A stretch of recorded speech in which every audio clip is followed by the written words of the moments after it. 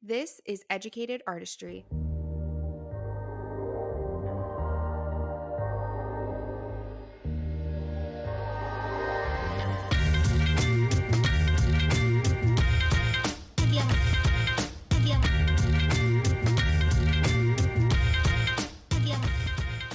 All right, guys, welcome to this week's episode of Educated Artistry. Today, I am joined by Erica. She is the host of Lash Biz Babes podcast and conference. She's a beauty business coach, a lash educator, and she's been a lash artist since 2014. She strives to help other beauty business owners to build a full clientele and create a thriving beauty business and to live the lives that we love, which I'm sure we are all, in pursuit for. As a mom of three, she especially loves supporting moms in the industry to be able to grow their businesses while being present moms. From being in the lash industry, she's been able to be the kind of mom she wants to be, find her confidence and purpose, and create a life that she really loves. Her goal with her business coaching and Lash Biz Babes podcast is to help others do the same. And I'm super excited because today we're going to be talking about the Lash Biz Babes conference. It's coming up in just a little bit over 2 weeks. And then we're mainly going to be talking about how to build your clientele as a solo artist. And I'm really excited to have this conversation with you today, Erica, because I have been a solo artist my entire career as well. And I started in 2015. So I feel like we're on really similar journeys there. And I do think it can be really challenging when you're solo, especially if you start out solo and you're not an employee or anything and you transition to really know how to build your clientele and let alone like a really loyal clientele too. So thank you so much for coming on and I'm so excited to chat with you. Yeah, I totally agree with all that. And I'm super excited to get to talk to you today. So thank you for having me on. Yeah, of course. So I kind of just want to start with where your journey started in 2014, what got you into lashes and all of that good stuff. My journey with the lash industry really started back in 2012. My oldest sister moved out of state and went to cosmetology school. And she took a lash extension course and she would come back home to Arizona and practice on my friends and I all the time. I actually had my first set of lashes on for my junior prom in high school. So that was kind of fun. But about a year and a half later, she became a lash trainer for the company that she had taken a course from. And so she would come back down to Arizona and teach lash extension trainings in her area. And I would go to some of those trainings with her and be like the model for her students. And so I had sat through probably 3 or 4 different lash trainings before I ever took one for myself, which I think is pretty unique. I don't know anyone else who has done that before. And so I never took one myself until I went to school in 2014 for aesthetics and lashes. And it's kind of funny because I never actually thought it was something that I wanted to do. I would watch her do lashes and teach these courses. I'd sit in them and be like, this is just not for me. I wasn't super interested in that at the time. It just seemed really tedious. But about a year later, I was working on my business degree in college and getting ready to transfer to a university from a community college. I was like enrolled in school and had signed a lease for a new apartment. I was going to move to Flagstaff, Arizona. And about 2 weeks before my move-in day for that apartment, I had a bunch of life changes come crashing down at once, just some like personal family things. I went through a really bad breakup and I decided that moving to Flagstaff was going to be a really poor decision for myself. I didn't feel like it was conducive for like my healing or being able to like move forward from those life changes and grow.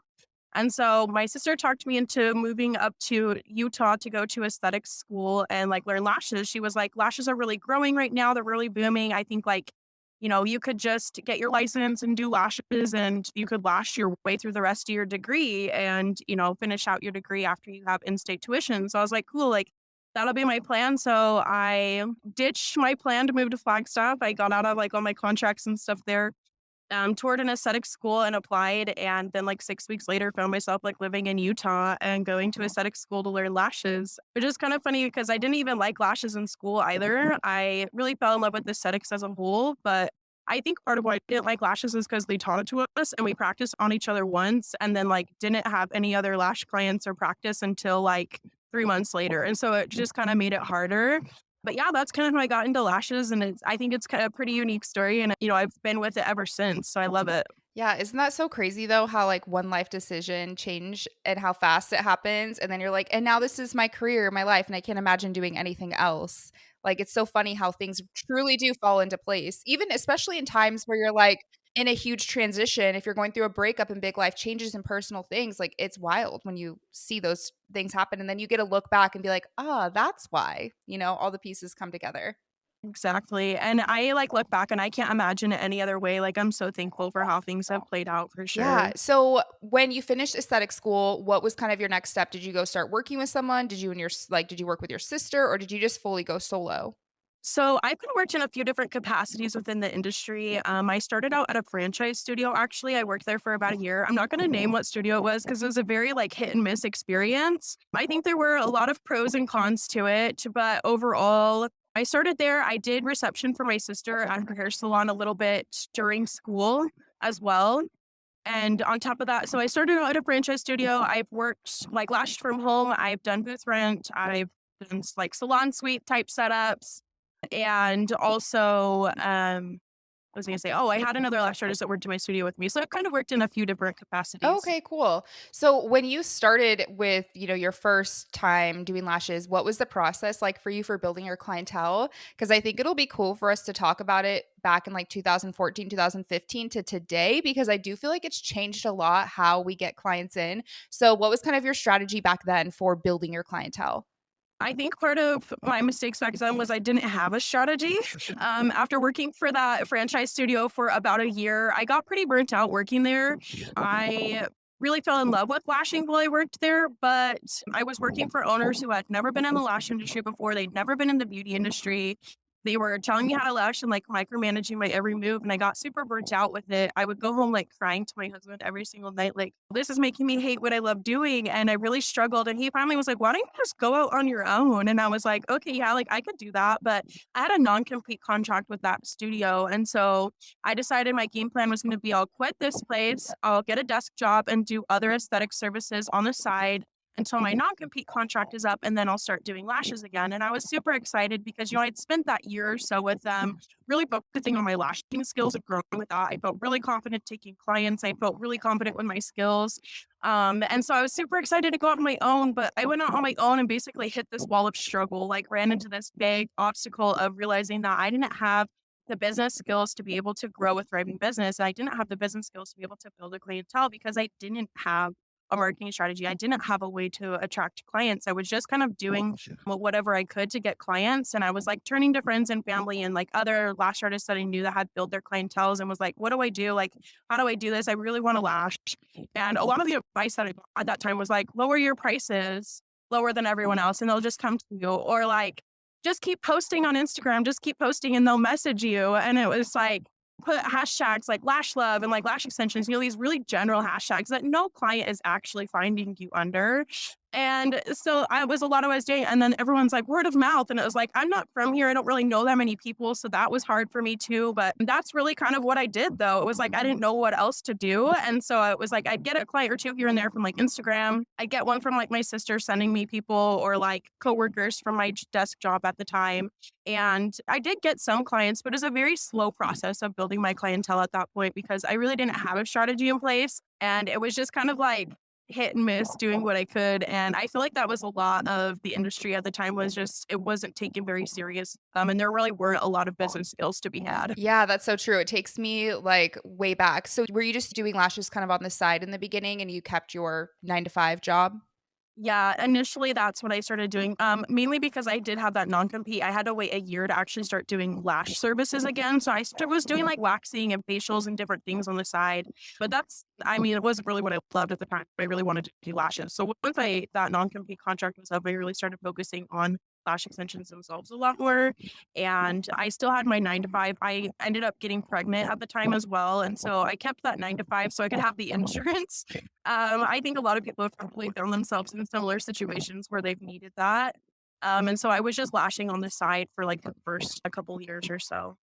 I think it's important too because I started as an employee and I do really value that time just to focus on my skill set of like doing lashes and the customer service and experience, and then getting really good at that, and then being able to go on the business side of things. Because, man, when you do it all at the same time and you're fresh to learning how to do lash extensions plus the business side, it can be extremely overwhelming. But I do know that like there is this push in the industry where it's like, be a solo business owner, like boss babe it up, whatever. But I do think like if you feel like you want to be an employee for a little bit somewhere and just focus on your skills, there's nothing wrong with that. You can still learn business stuff on the side to prepare you, to open up your own thing. But I do think that time is really valuable. And I do want to add to like, I had a non compete when I first started as well. I switched to like a lease position within that salon after a year. But I do know that a lot of states, like non competes, can't hold up as well, especially if you're going to go out on your own. But I do remember it being so stinking scary. So if you do have to sign a non compete, if anybody's listening, just really like talk to a lawyer and really see what your options are. Because usually, if you're going to go out and start your own business, then they can't tell you you can't work. Like I know for Washington, it's like a right to work state. So every state is a little bit different. So before you sign one of those, if you're going to go on with an employer, definitely have a lawyer look at it and just really understand what that means. I think that's super important. So at what point did you start going, you quit your 9 to 5 and then you went fully with just slashing clients? So like I said, I was pregnant. I ended up having my baby and then I lashed up until I had my baby that time. And from there, I took maternity leave. And when I came back, I worked for just a couple more months at that. I did my job and then ended up getting to just stay home with my son and like do lashes. And I was so excited for it because that's what I really wanted to do. I had like built myself out a website and, got online booking and was like trying to just really take it a lot more seriously at that point. And that's when I started like lashing for me, which is fun. I feel like there's definitely pros and cons to the different like setups that you have, whether you're from home or from a studio or booth rent or whatever you're doing. And I'm thankful to have had that experience because I feel like it's really helped me to be able to like help my students and like help my coaching clients now because I have worked in those different settings. So did you take any classes or anything like on kind of like building clients or the business side of things, or was it just kind of trial and error? So I think when it comes to clientele building, the main thing is just like the mindset of taking it more seriously. Like I was saying, it was kind of like a side gig mindset, like, oh, it doesn't matter if it works out or not. Like it's just a for fun kind of thing. And like I think there's been a big shift to like taking it more seriously as like a real business and like investing in ourselves and going full time and really putting our all into it. And like there's been a big shift with that versus like it's not just side gigs, it's full grown, like thriving beauty businesses. And we're doing this for a living and we're going for it and we're gonna do what we love and get to like live lives that we love and like, have the financial freedom. Yeah, I totally agree, especially with treating it like a business from the beginning. Even if you're going to still work a 9 to 5 or your full-time job and you are doing this on the side,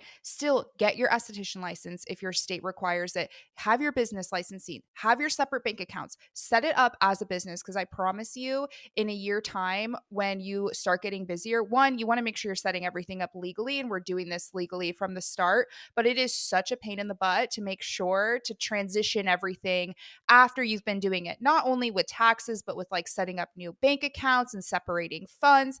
It's a pain in the ass. So just start it out. And I think that's so valuable to say is like, put yourself in the mindset of like, yeah, I might only be doing this like 10 hours a week because that's all the time I have right now, but it's still my business and it's going to grow and I'm going to start it correctly so I can set myself up for success. And I've actually really loved that that is what's changing in the industry too, because I remember when I started, it was very like, side hustle only, like cash only, keeping everything super secret. I don't know. So it's cool to see that that has been a really big transition. So I wanted to ask you, what was your advice for any artists that are struggling with building their clientele, even maybe if they've been doing lashes for a year or so and they're still like, I cannot get clients to come in? So, what I would say if you're struggling, first off, I'm going to send you some love because I have been there. I know what that's like. I know what it's like to really want to lash so bad and just not have the clients to support it. But I would say what I do with my coaching clients and my students is to like sit down and do a little audit because it really helps to be self aware on where you're at versus where you want to be and what changes you need to make to get there. Because, the actions you're taking, the habits you have, the thoughts that you have right now have gotten you to where you're at. And so, if you want to grow past, you want to expand past that, it's going to be time to really elevate and evolve and change those things, make some tweaks and adjustments to what you're doing. And so I would say figure out, like, write out a list, like, what are you doing to build your clientele right now and what's working and what's not working. And if you don't know where you're getting your clients from, that's a big thing. Like, you want to put that on your consent form, like, ask that question, where did you find me from? Because that gives you data to know, like, here's what's working for me. Because that's what I did. And then I was able to say, okay, so I'm getting the most clients from Instagram and Google My Business. Those were always my top two. And then I was like, okay, I know what I'm doing on those platforms are working. So let's, continue with that. Let's like really build in the consistency. Let's really focus my effort on that. Or if you can say like, okay, maybe like Facebook isn't working so much, then you can kind of like adjust your strategy with that. So I think that that's really valuable to know what's working, what's not, so that you can make a repeatable system out of what is working for you. You can really focus your efforts where it is working versus like trying to do all the things and being like, why isn't this working? And then just not knowing. So I think that self-awareness is really that first step to knowing how to move forward from the struggle that you're facing right now. Out with you and learn more about your story on your entire journey throughout your career and like where did you find me. I do that with all my courses and everything. I say, where did you come from? That way you do know what's working on those platforms. And that was something like for me with TikTok is one of my biggest places that people come into my business, whether it's courses, and, and stuff like that, since I'm not like trying to build lash clients anymore, but lash artist clients. And it's such important data to have. And I think a lot of people put it on their consent forms because they just think that it needs to be there. But it's like, are we actually looking and understanding like where they're coming from? Have you had like with the coaching students you work with, have you seen like a really common area that like a good amount of them are needing to tweak or finding that they need to tweak when they're doing this audit? I think one of the big things for a lot of people is really having that local following. I think that was a big struggle for me is I just didn't have local people following my pages. They didn't know my business existed. And I also think a common theme with some of my coaching clients too is where they really have needed a lot of help too is like mindset and just shifting like their views on how they view things because like the you have the mindset like, oh, this is going to take me years to build my clientele, then yeah, it's going to take you years to build your clientele because your actions are going to, play out that way. You're not going to move in the same way that you would if you believe that you could build your clientele in 6 months or less. But so I think those would be the top two things, really their mindset and their beliefs around building. And also like just having the audience, having the visibility in your local area so that people know your business exists and that they can find you to book with you. I think that's so true. And you may see this too with some of your coaching students. And I see it a lot still in the industry that a lot of artists post for other lash artists. They're not posting for their clients. And that can be in the terminology that you're using when you're saying, like, oh, check out this cat eye CC curl with 0.07, 8 through 12. Like, clients have no freaking idea what that means. And we like when lash artists, like, are you posting for a lash artist to like your work and to comment and to follow you? Are you posting for a client to be attracted to your business and be like, I've got to book with her, and that can come with storytelling, that comes with your caption writing, the terminology that you're using.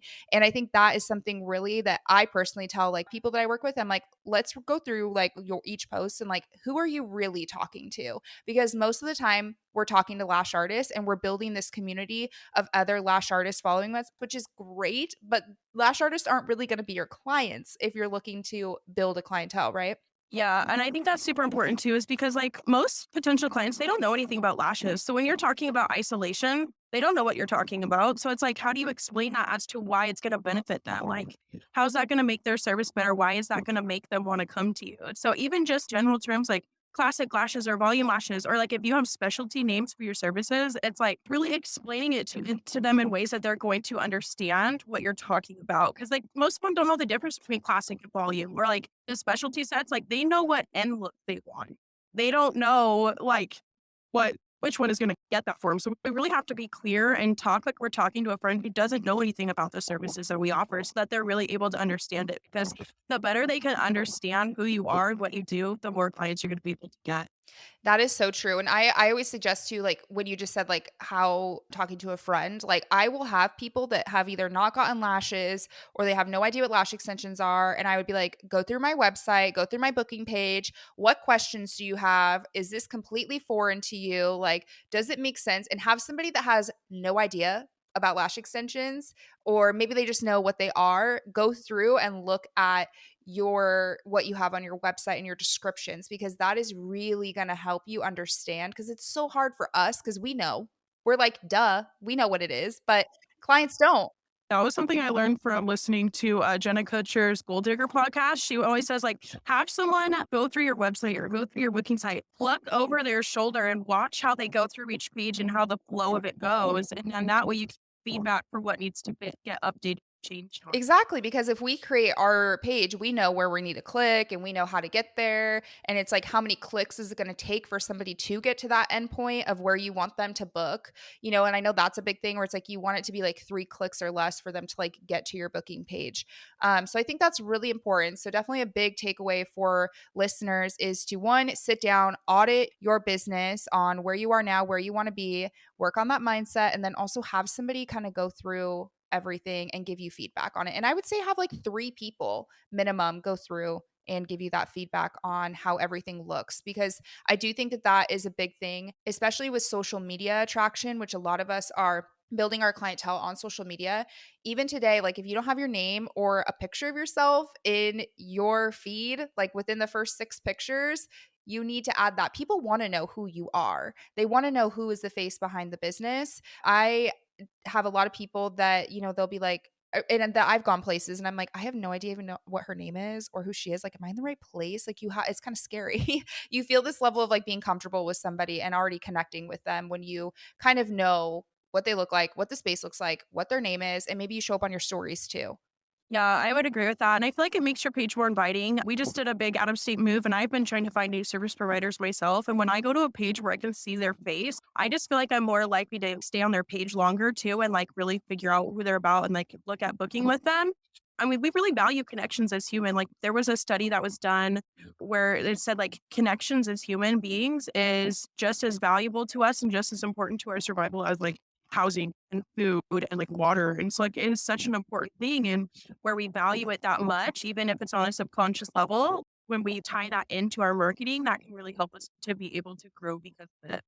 Yeah, it's so true. And that's why I do think it's important. Like, you don't have to share your entire personal life, like on your business page. I have my pages separate, but I do share parts of my personal life with my audience because I do want that connection and I do want them to connect with different parts of me that's not just business. That's really important to like that I have dogs and I love my dogs. And guess what? I have clients that come in and they're like, oh, your dogs are so cute. And they already know their names and stuff because I share that stuff on my stories. And sometimes that's something that attracts them. They're like, "Oh, she loves dogs and I loves dogs." It's same like anything, really. They find that connection point with you.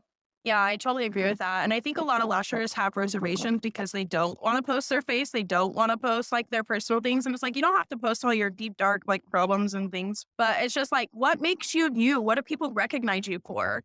Like how I teach it in my courses is like, if someone were to dress up as you for Halloween, what props would they have? What would they be talking or listening to? Like, what would they have so that people would recognize that they're dressed up as you? And those are the kinds of things that you could be sharing about. So for me, like I'm a mom. I always have my kids with me. I'm listening to Taylor Swift, like lashes, glitter, like kayaking. Like those are things that are me, that make me me, that people recognize me for. And those are the kinds of things that I'm going to pull into my content for people to make connections with me with.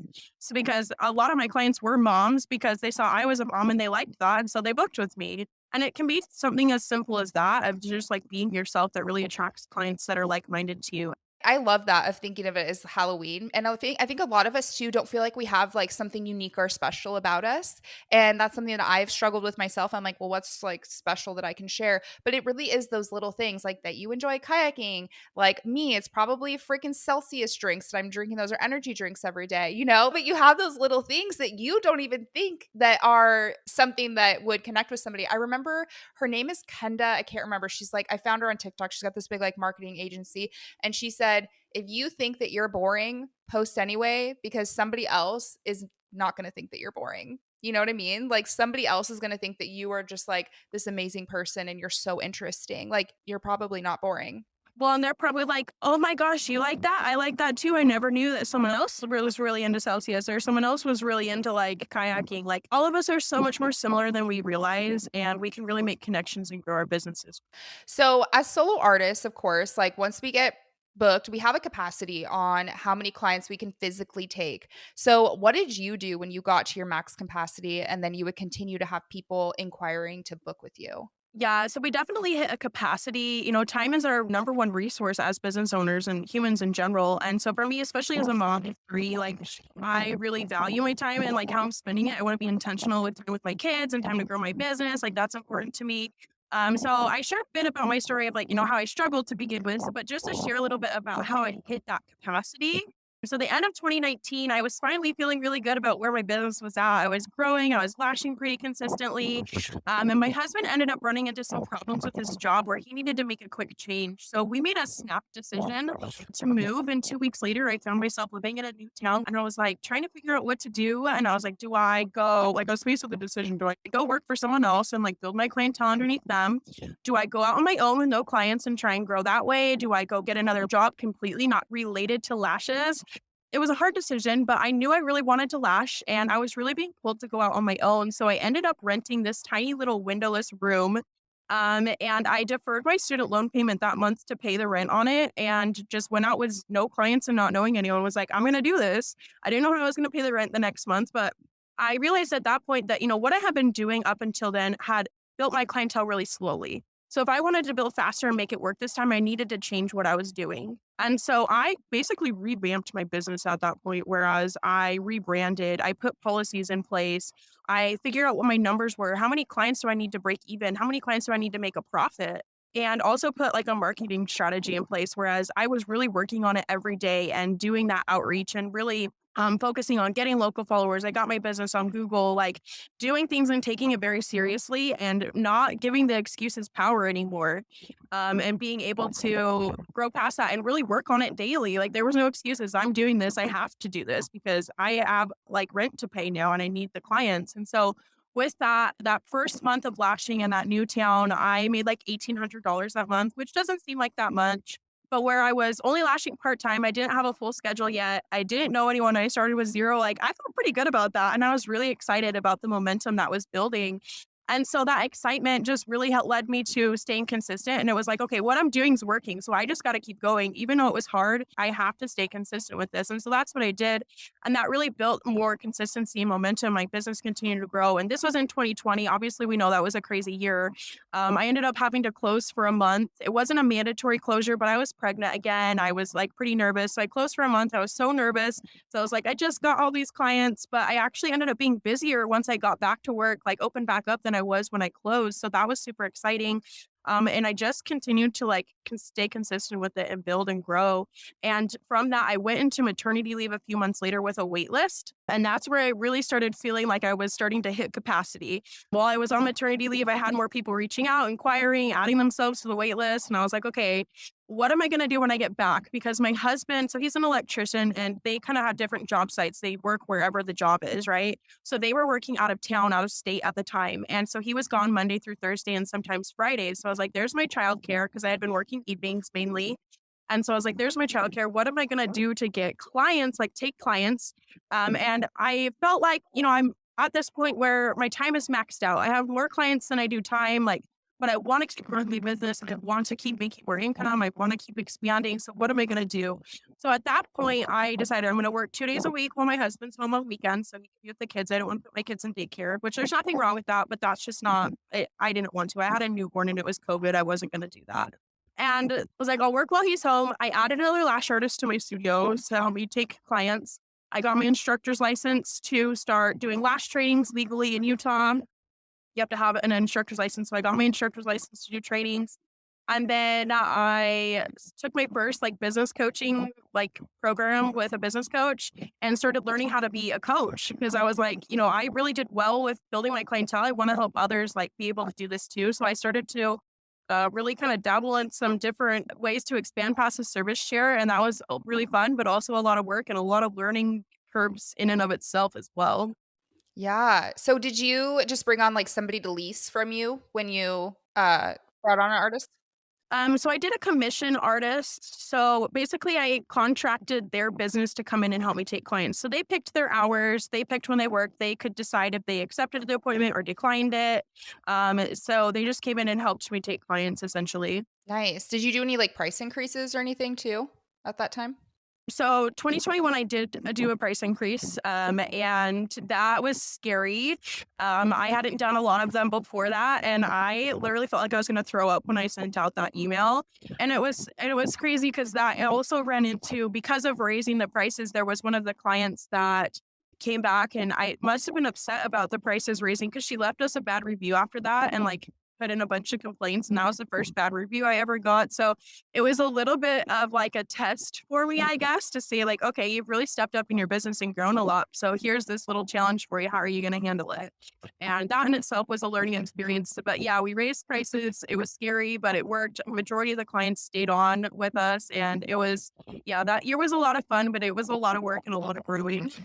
Yeah, no, for sure. I remember the very first year, I think it was like 2019 when I did my very first price raise. So I've been doing lashes for like 15 or not 15 years, since 2015. So that was the first price raise I did as my own business. They did one within the salon that I worked at before, but I remember it being so terrifying. But just I always tell people to remember, like, there are always going to be some people that you are going to outgrow, and they're not going to be able to maybe afford your services anymore, or just not want to pay that price for services.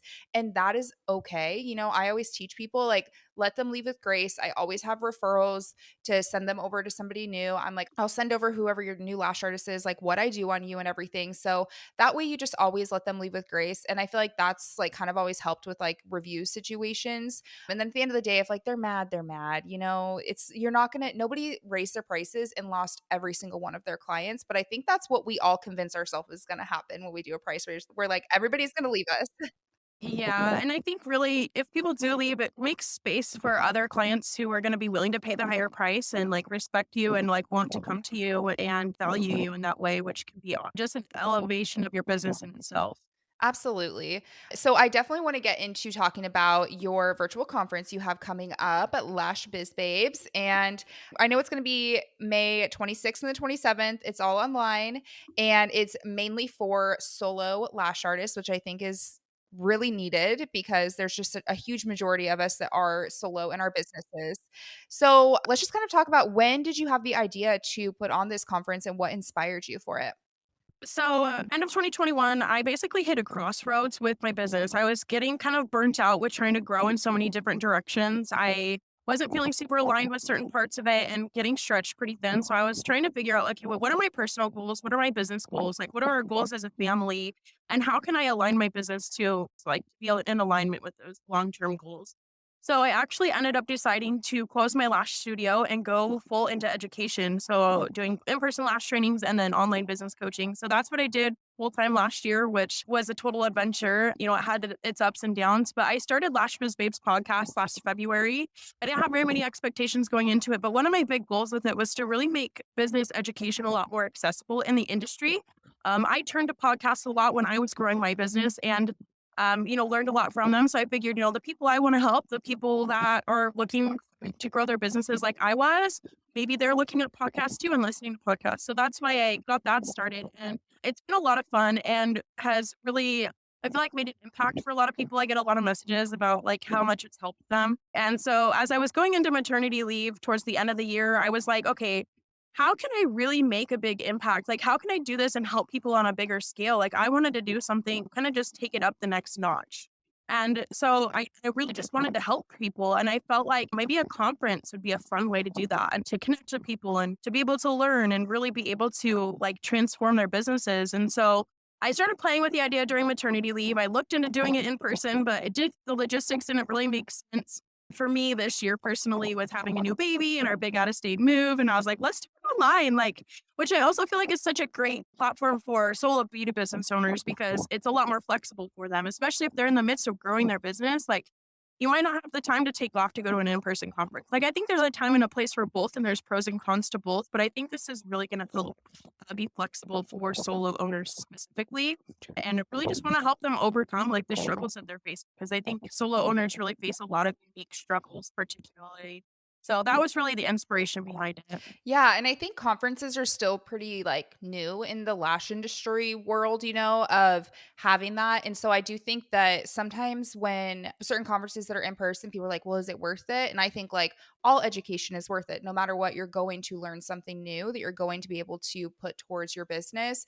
But starting with a virtual conference is something you can kind of see how it is, because it is kind of a similar where it's like you have a larger amount of speakers and you're hearing a bunch of different topics from a bunch of different people, which is great. So, how many speakers do you have lined up? And can you kind of take us through what day one is going to be about and what day two is going to be about? Yeah, so we have 18 different speakers. They've all started out solo at one point in their career and built up to like salons or seven-figure, lash businesses or online courses. They've really all grown with that. And a lot of them are fellow beauty business, like solo owners as themselves and are in the midst of still growing their businesses. So they really know what it's like and the struggles that solo owners really face. So we've got 18 speakers over 2 days. The first day is really all about strengthening your service-based business. So branding skills. There's going to be speakers on like successful home-based businesses, which isn't legal everywhere, but if it is in your state, then that's an option. But successful home-based businesses transitioning into a suite, different skills that you need to actually, client attraction on social media. That's what Kayla's going to be talking about at the conference. So really strengthening your service-based business. And then day two is all about exploring options to expand past service share because I think at some point, whether that's now or in the future, that is something a lot of beauty business owners want to do, but might not necessarily know how. So that's really a day that's set up to help you explore the different options that you have because not everyone is going to want to do the same thing. And everyone's version of success looks different. You don't have to open a salon and start a product line and do trainings or do all of the things. Like you can do what you want to do. And so that's really how to become a salon owner, how to start offering online courses, how to start a product line. We're gonna have a speaker on that. And so just really to give you a good idea of like pros and cons, to hear their stories and is this gonna be for me? Is this a good option? How do I get into this? And like explore those different things. And then also like skills that you need to be able to expand past. Like learning how to sell better. That's a skill we can all improve on all the time. So we're going to have a speaker on sales. I'm really excited. I think it's really catered to solo owners and just helping them overcome, some of the struggles they're facing, really build their business skills, be able to network and make some internet friends in the industry. I feel like internet friends really are like the best when it comes to supporting you and your business. So there's going to be some opportunities for that. We're going to have like raffles, giveaways for our sponsors. So it's going to be a lot of fun even with being all online, I think there's going to be a lot of opportunities to like learn and grow and make friends. Yeah, and I do love that you have like I'm just looking at some of the lineups and anybody who has listened to this podcast, you're going to recognize actually a lot of these names like Tiffany Mitchell, Helena Garrett, Wednesday Wood. So these are all people that have also been guests on this podcast before, so you probably have already learned something very valuable that, now it's going to be inside of a conference where you're going to really kind of get like a mini masterclass on the topic that they're going to cover. But I love that you have like such a variety. Like I'm just looking at the lineup and it's like you're right, like where it's like some people that are still just taking clients and are working within their own salon, and then people that have built, because sometimes I do feel like with conferences, when you have all of your speakers that are like these seven figure or $1 million, businesses, it can feel a little bit out of reach and not super relatable because you're like, okay, yeah, I love and appreciate and I'm inspired by how you got there, but I'm like way down here. And to find somebody that's just like more on an area that you can relate with and get to that next step to keep building, I think is really important just to have all those different options and different experiences to hear from different people. Yeah, I love that. And that's why I wanted to do that because it's just like fellow solo beauty business owners. Like, let's help each other out. Let's learn from each other. So I've got a couple of those, like Becca Romero. She's going to be talking about transitioning into like a salon suite. She did that recently and just totally killed it. I love watching her grow. My lash bestie, her name's Janessa. She's going to be talking about offering apprenticeships. These people who are really just doing amazing things in their solo businesses that are going to be able to have this opportunity to like, we're going to have an opportunity to learn from them now. And I'm really excited for that. Yeah, me too. So I'm assuming that all everything is being done live, but there is replay option. So if somebody can't, attend the virtual conference on those days live. Yeah, so the replays will be so it's all in a private Facebook group. I love Facebook groups because it really gives you the opportunity to not just interact with the speakers like on Zoom, but really interact with each other a lot more, like before, during, and after the conference. But everything's also going to get pulled into an online course platform afterwards that you'll have a login to so that you can come back to it later on. Because I've done online conferences in the past and I really loved it, but it had like an expiration date. Like you had like 45 days to listen, which was awesome. It gave it accountability to want to watch them and get it done. But then also I found myself as I was growing my business wanting to come back to some of those and I wasn't able to. So I wanted to give that option to where it is going to be something that you can come back to later on. But there is still some accountability where it is live, the giveaways, the raffles, those are going to be for people who are there live at the conference, online.